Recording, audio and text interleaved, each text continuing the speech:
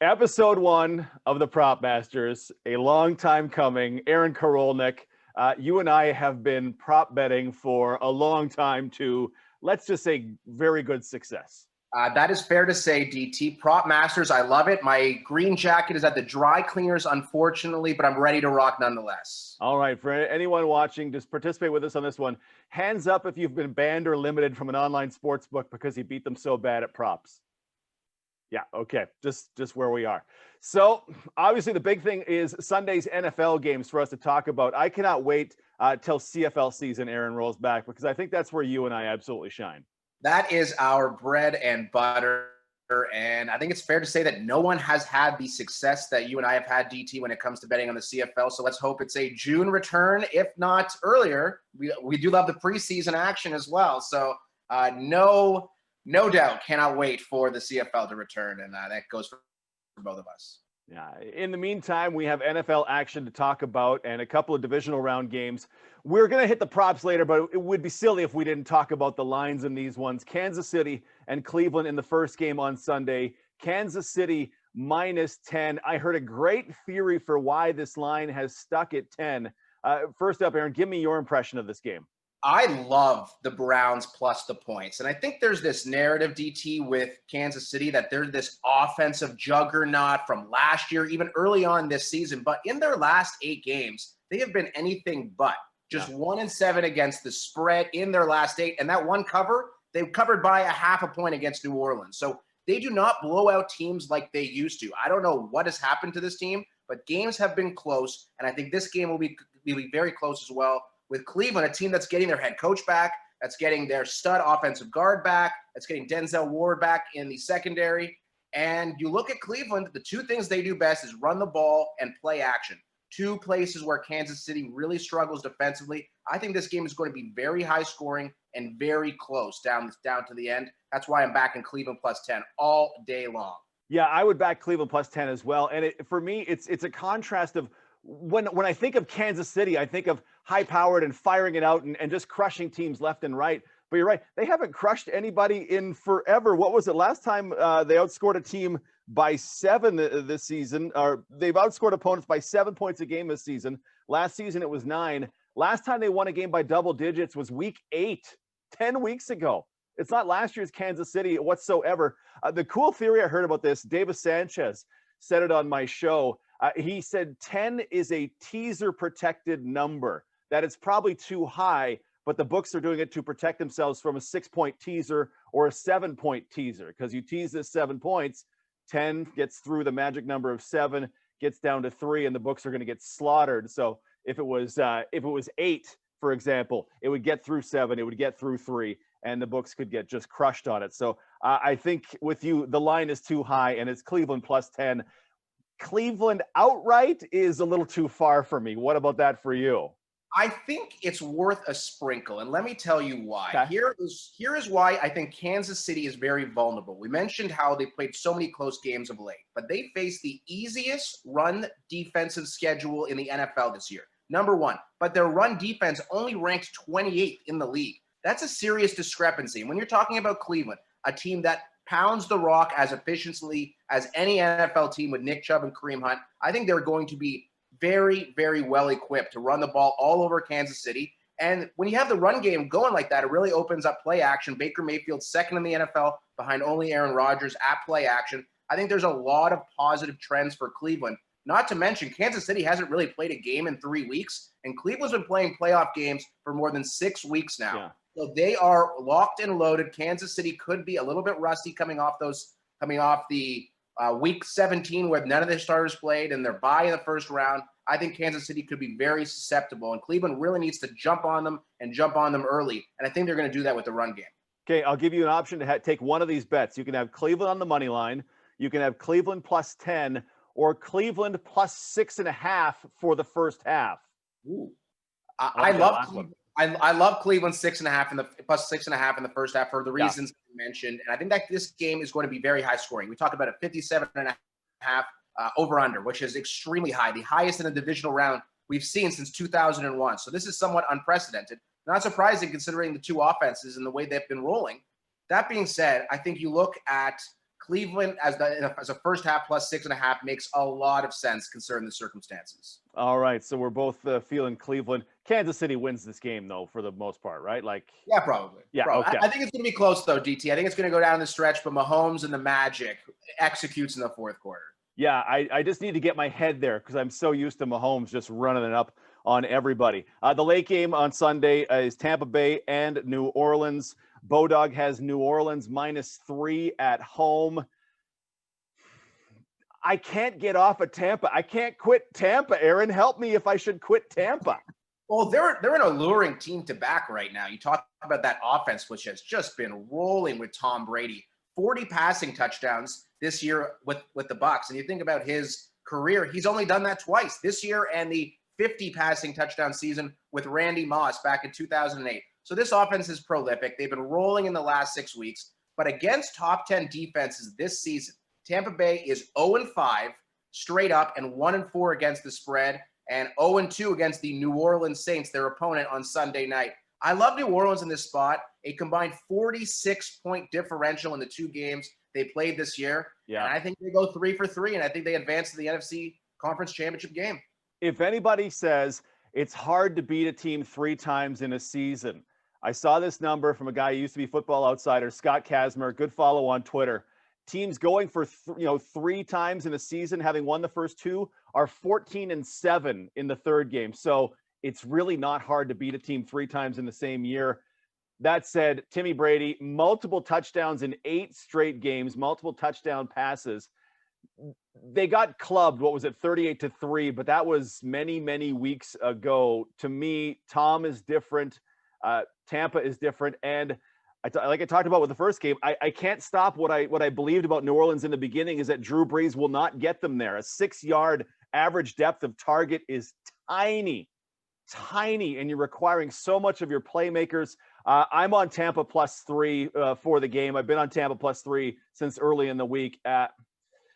By hook or by crook, to me, they're going to get there. Where are you going on the line, the over, the money line? What are you going to do with this one? Well, I think the name for New Orleans offensively, and you think about some of the weapons, whether it's Alvin Kamara or Michael Thomas or Emmanuel Sanders, the name to watch is Deontay Harris. He looked incredible last week against the Bears. He was all over the field, reminded me of Darren Sproles. And when you watch Bruce Arians' media availabilities this week, his concern is Deontay Harris as well, because he flies 4.35, 40, and he can just do everything out of the backfield and as a receiving threat as well. He has made New Orleans a lot more dangerous offensively. And when you talk about a healthy Michael Thomas, pairing those two, I just see New Orleans and that defense, most importantly, being able to stifle Brady enough to win and to cover the 3 points. Yeah, multiple turnovers in both games against New Orleans this season for Brady. It's possible. That's going to be a fun game to watch. I'm going to enjoy that one on Sunday. Let's get to the thing we came for, the prop bets. And let's start with the quarterbacks. And Aaron, you go first. Give me your quarterback prop bet to follow. Okay, so Sunday. the audience knows that I'm on the Browns +10. I think the Browns are going to put up a lot of points, and I think Baker Mayfield is going to complete a lot of passes. And this Browns offense has really undergone a transition in the second half of the year. Baker Mayfield was under 20.5 completions in 7 of the first 9 games. But since then, he's gone over in all but 2 games, including one right on the number at 21 last week against the Steelers. Baker Mayfield's going to have to throw the ball a lot to keep up with the Kansas City Chiefs. We mentioned the total at 57.5. I think the over of the completions of 20.5 is a lock, considering Mayfield's been averaging more than 24 completions in his last 6 games. That is a QB prop I would target. How about you, DT? I have got Timmy Brady, and I don't know why I keep calling him Timmy, but I'm going to do it forever. Tom Brady, here's what we'll find, and what I found this season is I love plus money props. For whatever reason, Bodog will set a line, and I see the plus money for one side, and I'm just in love with it. This one might sound insane. Tom Brady over 2.5 touchdowns is currently plus 150 at Bodog. 2.5 is a big number, but plus 150 is a pretty nice price. 40% chance. Okay.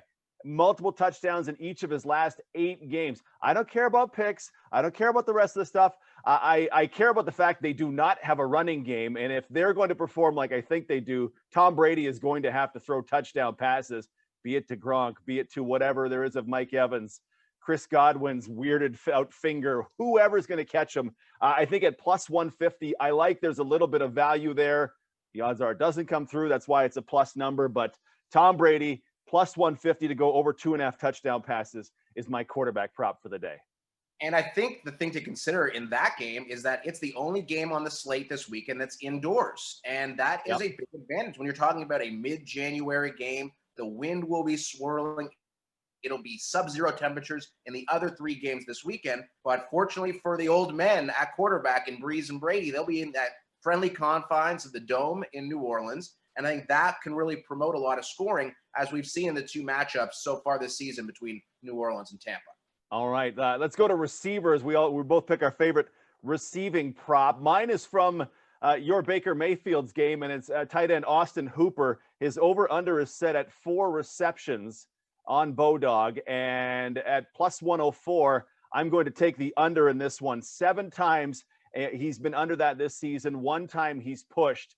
And when you look at Austin Hooper's recent targets, you're going to see some monstrous games. But remember, one of those double-digit targets was the COVID game, right? Where everybody, I don't know, they're all kissing and they got COVID, whatever that was, where it was all tight ends and Baker Mayfield. He had 15, 17 targets that game.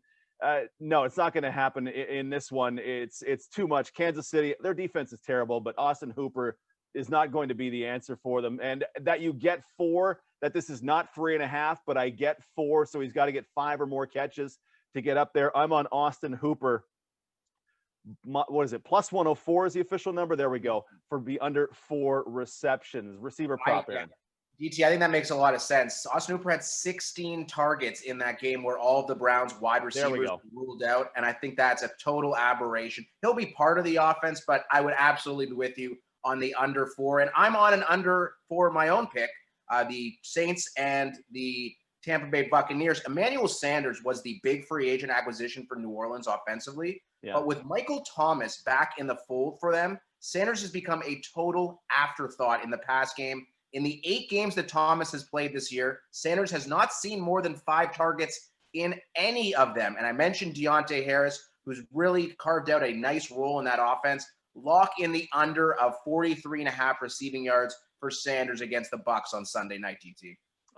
I like it. I was listening to Chris Collinsworth podcast, and Richard Sherman was raving about Emmanuel Sanders, and I thought, have you watched any Emmanuel Sanders? Like, yes. He was the disappointment of my fantasy draft. A huge disappointment, and I think New Orleans is going to have to utilize him at some point, because there will be points throughout the season, right? Hopefully for New Orleans, the 3 more games they're going to play, where they're going to need to get some more secondary receiving options, and Sanders is going to be a big part of that. But absolutely, he's been a huge bust for New Orleans, with a lot of people thinking he was going to be a 1,000-yard receiver like he was. But the targets simply aren't there. Drew Brees does not look for him like a lot of people thought he was going to throughout the course of this season. So I would lock in the 43.5 receiving yard under. As the prop masters, we're going all across the board.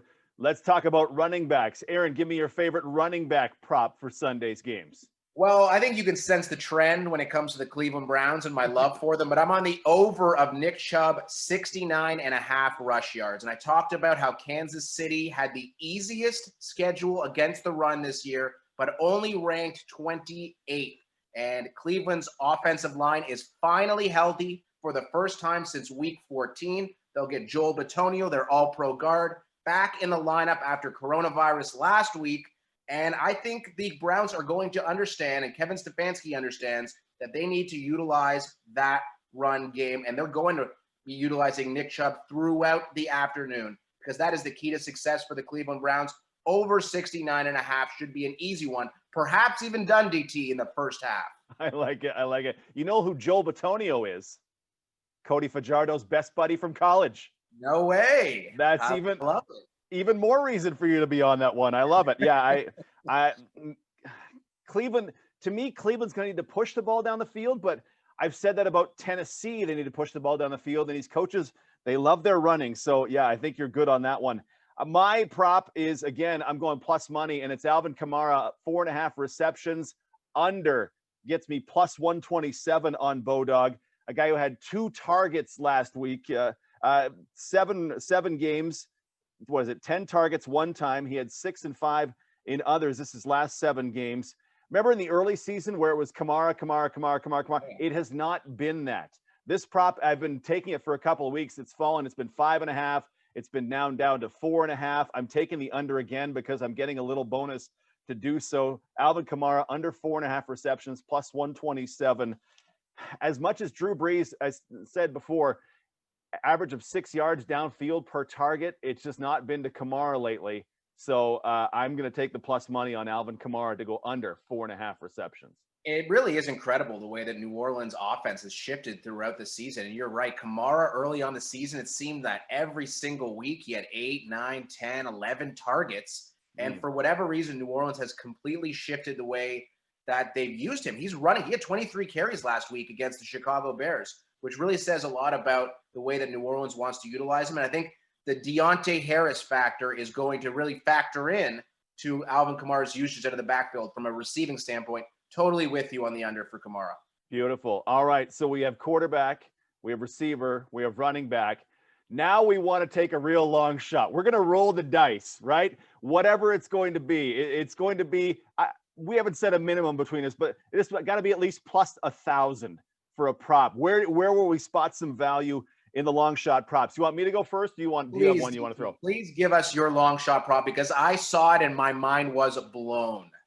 Because though the odds on this one are long, I honestly believe there is some real value. Travis Kelce, best tight end in football this year, right? Granted, maybe that was injuries to what's his name in San Francisco, but best tight end in football this year. At Bodog, you can customize your own prop. So you take Travis Kelce, you can say he'll have at least this many receptions. Travis Kelce to have 11 receptions is plus 1,200. Okay, 11 receptions is a lot. Absolutely. He had 105 catches in 15 games. He's had double-digit targets in 7 of his last 8 games. You need double-digit targets to get there at all. He's had double-digit catches 5 times in his career.